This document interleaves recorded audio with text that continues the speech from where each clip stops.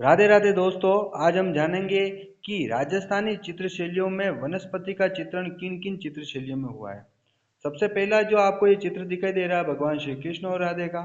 इसके अंदर किशनगढ़ चित्र शैली में इसका चित्रण हुआ है।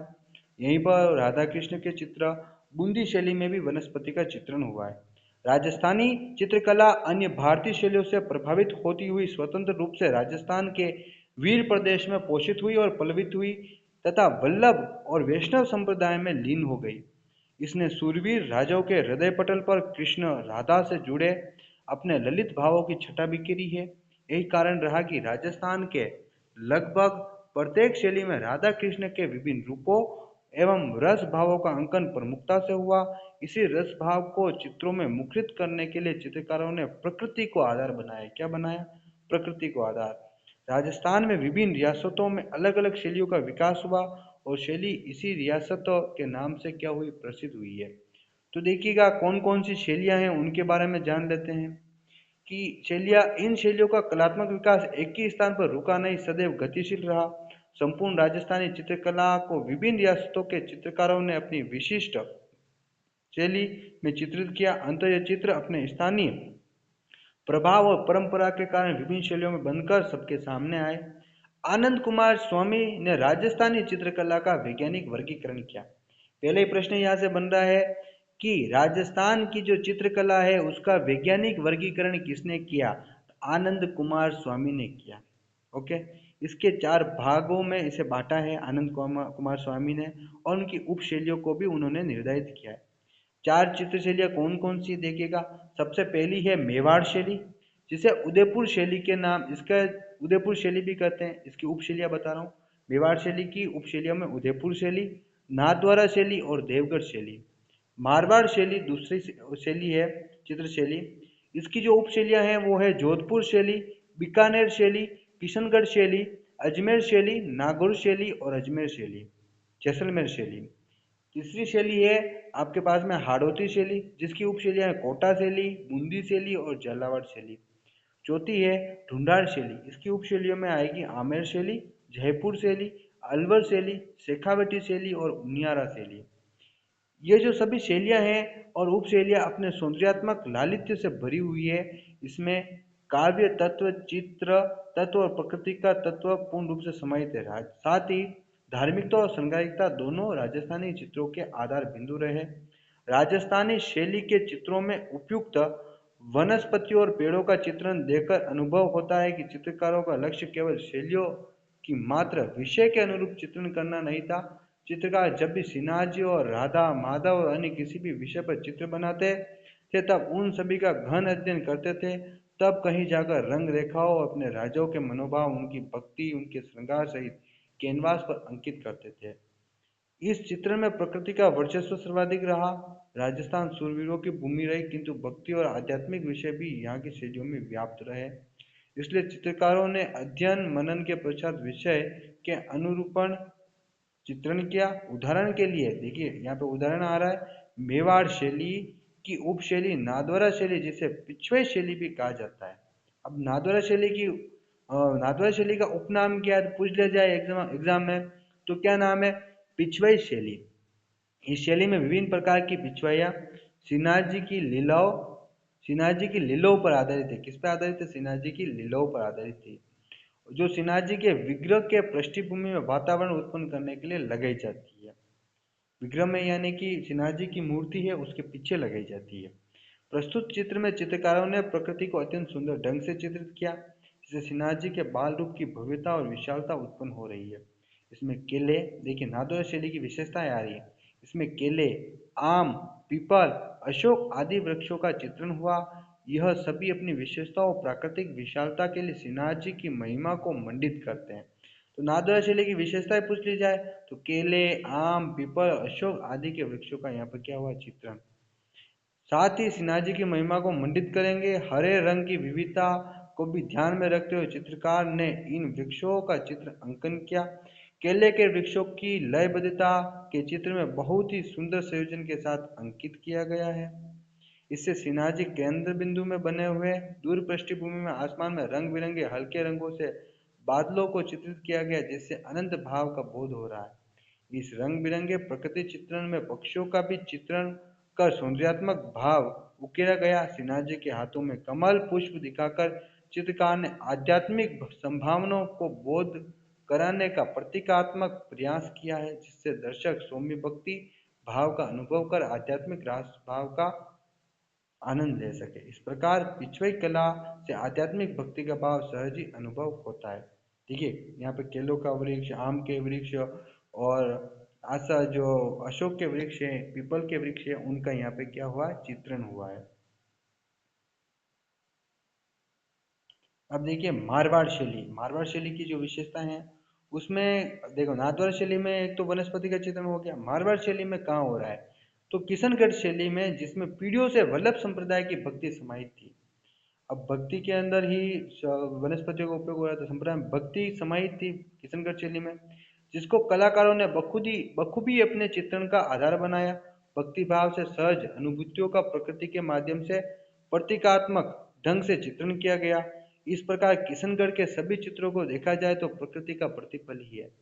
इनमें सफल चित्रण से प्रकृति स्वयं आध्यात्मिक हो उठी, इसका हर वृक्ष जगमग कर उठा, संपूर्ण चित्र चेतना से भर उठा है। और तांबुल सेवा, इस चित्र में कृष्ण राधा को विशाल प्रकृति के कुंज के मध्य पान खिलाते हुए असीम आनंद का अनुभव कर रहे हैं। अब देखिए किशनगढ़ शैली की विशेषता क्या है, भगवान श्री कृष्ण तांबुल सेवा कर रहे हैं, यानी कि भगवान श्री कृष्ण राधा को विशाल प्रकृति के कुंज में मध्य में पान खिलाते हुए असीम आनंद का अनुभव कर रहे हैं। ऐसा चित्रण कहाँ हुआ है, किशनगढ़ शैली, जो किसकी उपशैली है, मारवाड़ की उपशैली है। और इसके अंदर देखिएगा समय और साथ में सखियों और शाखाओं को भी दर्शाया गया। इस चित्र में स्पेस को बहुत ही सुंदर ढंग से चित्रित किया गया है। और संपूर्ण चित्र में हरे रंग की विविधता का अंकन है, जो प्रफुल्लता और शांति का प्रतीक है। इस चित्र की अग्रभूमि में छोटे छोटे पौधों के साथ, कौन कौन से पौधे, देखिए छोटे छोटे पौधों के साथ गेंदा, चमेली आदि पुष्पों को चित्रित किया गया, जिसे संयोजन में लयबद्धता दिखाई देती है। पृष्ठभूमि तक जाते जाते आम अशोक के आदि विशाल पेड़ों को भी चित्रित किया गया है। नेक्स्ट देखिएगा, जो सुकून और निर्मल पर्यावरण की अनुभूति करवाता है। और चित्र भक्ति भाव से पूर्ण है। मध्य में जलाशय गहरे नीले रंग का दिखाया गया है, जिसमें कमल पंखुड़ियों खिलते हुए दर्शाया गया है। अब देखिएगा इसके अंदर पृष्ठभूमि में श्वेत महलों के साथ ही शमी अशोक के वृक्षों को संयोजित किया गया। बादलों को भी हल्के रंग से चित्रित किया गया। सखी और सखा को चित्र केंद्र में बैठे राधा कृष्ण को मुख्य बिंदु मानकर उन्हीं को और मुखरित होता दिखाया गया है, राधा कृष्ण को। तो जो किशनगढ़ शैली का चित्र है, मैं आपको एक बार वापस बता देता हूँ। किशनगढ़ शैली का ये रहा चित्र, देखिए ये राधा रानी को यहाँ पे छोटे छोटे चमेली और गेंदा के फूल पुष्प हैं। सखा लोग यहाँ पे देख रहे हैं उन्हीं को, और श्री कृष्ण राधा को क्या खिला रहे हैं, तांबुल तांबुल सेवा कर रहे हैं, यानी कि पान खिला रहे हैं। ओके, नेक्स्ट चलते हैं। देखिएगा यहाँ पे इस चित्र के साथ किशनगढ़ के अन्य चित्रों को देखने से ऐसा प्रतीत होता है कि वृंदावन के कुंज को चित्रित कर दिया गया है। और प्राकृतिक खुले वातावरण के चित्रण को कुछ लोगों ने मुगल प्रभाव बताया है, किंतु ये सर्वथा सत्य है कि भक्ति बंधन में नहीं बनती। इसे विस्तार चाहिए, खुले आकाश की छाया चाहिए, वह प्रकृति के साथ ही समान, असीम प्रकृति समान है, इसमें उसके कोई और छोर नहीं है। इस शैली की भक्ति 6-7 पीढ़ियों का कमाया हुआ पुण्य है। और इसके साथ ही इसके अंदर अब और कुछ खास है नहीं। इसके आसपास केले के वृक्ष को चित्रित किया गया, कौन से वृक्ष, और सर्वत्र हरे रंग का प्रभाव है। इस प्रकार किशनगढ़ के चित्रों में प्रकृति स्वयं लास्य नृत्य करती प्रतीत होती है। अब हम जानेंगे हाड़ौती शैली, बूंदी की हाड़ौती शैली की जो उपशैली है बूंदी, उसके बारे में, वहाँ पे कौन सा चित्रण हुआ है।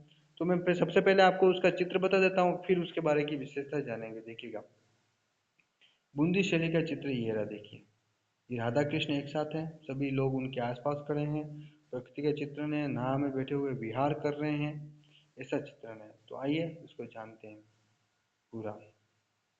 अपनी विशेषताओं के कारण विश्व फलक पर अपना विशेष महत्व रखती कौन सी, बूंदी उपशैली हाड़ौती की।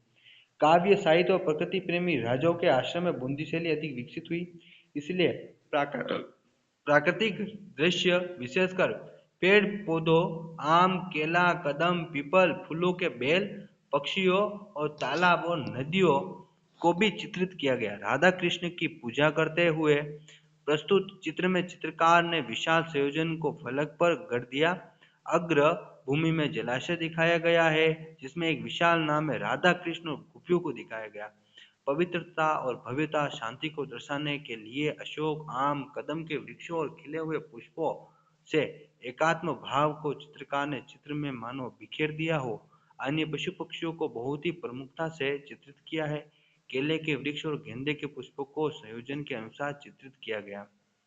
केले के वृक्षों को दोनों तरफ स्तंभ के रूप में अंकित किया गया जो भक्ति भाव की अनुभूति को साकार कर रहे हैं। अन्य भाग में राधा कृष्ण की पूजा करते हुए राजा को दिखाया गया है। अन्य विवरण में सखी वाद्य यंत्रों के साथ चित्रित की गई है। पशु पक्षियों के विभिन्न क्रियाकलाप भी चित्रित किए गए। इससे यह स्पष्ट होता है कि प्रकृति जब फली फूली होती है तो हर जीव जंतु स्वतंत्र और आनंद का अनुभव करता है। पृष्ठभूमि में दोनों तरफ महल दिखाए गए और आकाश में नीले धूसर ग्रह का अंकन किया गया है रंग का, जहाँ से देवतागण पुष्प वर्षा कर रहे हैं। वहीं आम, आंवले, बरगद, पीपल को अंकित कर रही चित्र की विशालता को रंग और रेखाओं के माध्यम से अंकित किया गया। बूंदी चित्रशैली में प्राकृतिक उपादानों का विशेष महत्व रहा। प्राकृतिक उपादानों का और विशाल पेड़ पौधों के चित्रण से प्रेम, संपन्नता और सौम्यता, स्थायित्व, विशालता से सभी चित्र में प्रकृति के होने मात्र से चित्र की आत्मा मुखरित और चेतनामय हो उठी। अब हम नेक्स्ट जान रहे हैं ढूंढार शैली की उपशैली है आमेर शैली, उसके बारे में। इस शैली में प्रकृति चित्रण में भी चित्रकारों ने विभिन्न प्रकार के पेड़ पौधों का अंकन किया। देखिएगा आमेर शैली, भगवान श्री कृष्ण है, राधा है और गोपियां हैं, संगीत हो रहा है, ऊपर बादल छाए हुए हैं, वहां से देवता देख रहे हैं, वृक्षों का चित्रण है और यहाँ पे गायें बताई गई आमेर शैली के अंदर। चित्रकारों में विभिन्न प्रकार के पेड़ पौधों का अंकन किया है, देख लिया हमने, जैसे केले, खजूर, आम, आंवला, कुमुदिनी, कमल, विभिन्न प्रकार के पुष्प, बेलों का चित्रण किया गया। प्रस्तुत चित्र राग मेघ मल्हार में चित्रकार ने पुष्प पुरुष राग का चित्रण किया है। कौन सी राग में?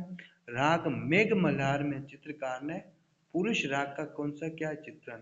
ये राग वर्षा मानसून से जुड़ा हुआ है। इसमें कदम वृक्ष के नीचे राधा माधव को उन्मुक्त भाव से नृत्य करते हुए दिखाया गया।